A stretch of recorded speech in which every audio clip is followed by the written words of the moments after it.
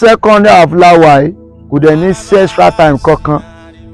Ẹnìkan níjọ́ wo ni mo di coach ṣé à ń gbá bọ́ọ̀ ni Apostle Prophet Aladewura ló ń bẹ́ẹ̀ sọ̀rọ̀ yìí. Mo fẹ́ bẹ́ẹ̀ sọ nǹkan kan tó bá dẹ̀ farabalẹ̀ gbọ́ mi ó máa wúlò fún ẹ.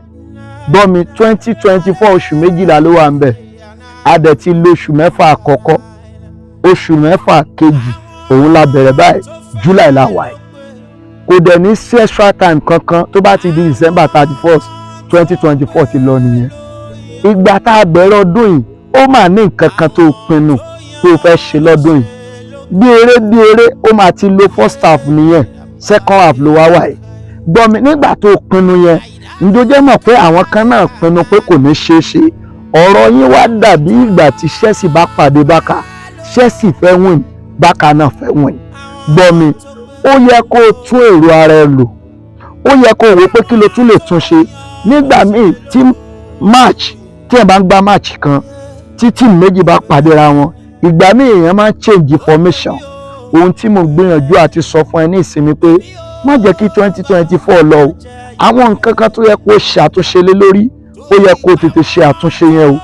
Ó dẹ̀ nílò àdúrà. Gbogbo ń tẹ̀dá bá ń ṣe ní ayé tí kò bá fi àdúrà support ẹ̀ ó ṣeé ṣe àwọn agbára kan lè máa takò kán má jẹ́ kó rí ṣe láṣeyọrí.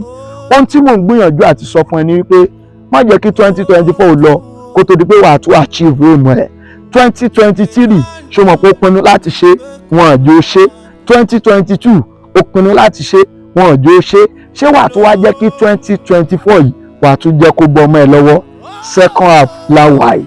Wọ́n dẹ̀ ń ka ọjọ́ yẹn, ọlọ́jọ́ ń kájọ́, oṣù keje tí ń lọ báyìí, a máa wọ ní oṣù kẹjọ. Ohun tí mo gbìyànjú àti sọ fún ẹ ni pé jájọ gbàdúrà. Àdúrà ló ń gbà, agbára kọ́.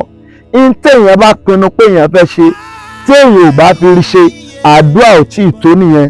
Kì í ṣe nípa pé mo mọṣẹ́, kì í ṣe nípa pé mo ní connection, kì í ṣe nípa pé mo ti gbàwé ìgbèlú, kì í ṣe nípa pé ọjọ́ orí mi, bí kò ṣe wípé ẹni bá rí àánú gbà ni.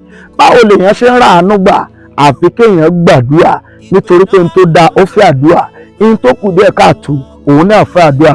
Jẹ́ kí n rán ẹ létí kò ní sí extra time tó bá ti di December 31st. Jájọ gbàdúrà. Apostle Prophet Aladewura ló ń bẹ́ẹ̀ sọ̀rọ̀.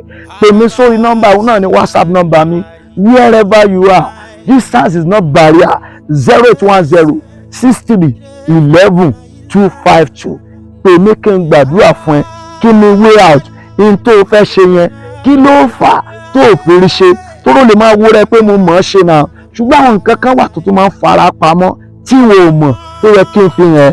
Tó o bá dẹ̀ fẹ́ mọrú nǹkan yẹn, wòlíì, àwọn tó ń gbàdúrà, àwọn tó ń súnmọ́ Ọlọ́run náà lè fi àwọn àṣírí ohun kọ̀ọ̀kan náà lè fi hàn ẹ́. Má gbàgbé 0810 63 11 252. Òun náà ni nọ́mbà mi.